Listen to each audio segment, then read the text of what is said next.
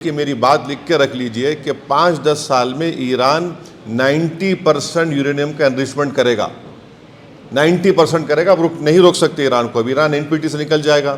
کہ 3 یا 4 nuclear sites پر جو اٹیک کیا ہے وہ انٹرنیشنل لا کا وائلیشن ہے, یونائٹڈ نیشن چارٹر کا وائلیشن ہے, NPT کا وائلیشن ہے, اور خود یونائٹڈ اسٹیٹس کا جو سمویدھان ہے, آئین ہے, کانسٹیٹیوشن ہے, اس کا وائلیشن ہے. کیونکہ ان کا سمویدھان آئین یہ کہتا ہے کہ بغیر ان کے کانگریشنل پرمیشن کے کوئی ان کا ملک, ان کا دیش جنگ نہیں کر سکتا.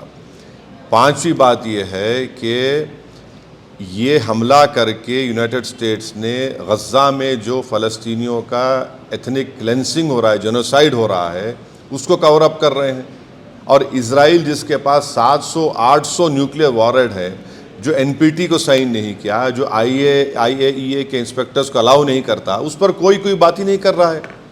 اور 6ٹھی بات یہ ہے کہ میری بات لکھ کے رکھ لیجئے کہ 5-10 سال میں ایران 90% یورینیم کا انریچمنٹ کرے گا.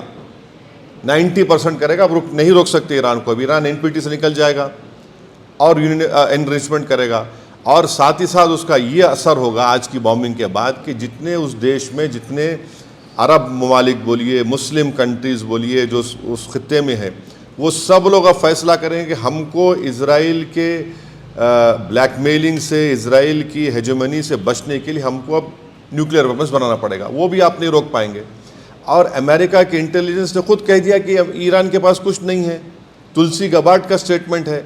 اور سب سے اگر یہ خطہ, یہ ایریا اگر اس میں جنگ شروع ہو جائے گی تو ایک بات آپ کو سمجھنے کی ضرورت ہے کہ 60 لاکھ سے زائد بھارت کے ناگرک وہاں رہتے ہیں. ہمارے انڈین کمپنیز کا انویسٹمنٹ ہے وہاں پر. وہاں سے ہمارے ناگرک بھارت کو بہت بڑا فارن ایکسچینج بھی جاتے ہیں. ان لائک نارتھ امریکہ کے, وہاں تو انکم ٹیکس بھی نہیں لیا جاتا ان سے. اور آخری بات یہ ہے کہ کیا پاکستان اسی لیے ٹرمپ کے لیے نوبل پیس پرائز کا ڈیمانڈ کر رہا تھا کہ پورا اس خطے میں جنگ شروع ہو جائے؟ کیا اسی لیے ان کے جنرل جا کر لنچ کھا کے آئے تھے وہاں پر کہ پورے اس علاقے میں آگ لگ جائے, جنگ شروع ہو جائے وہاں پر؟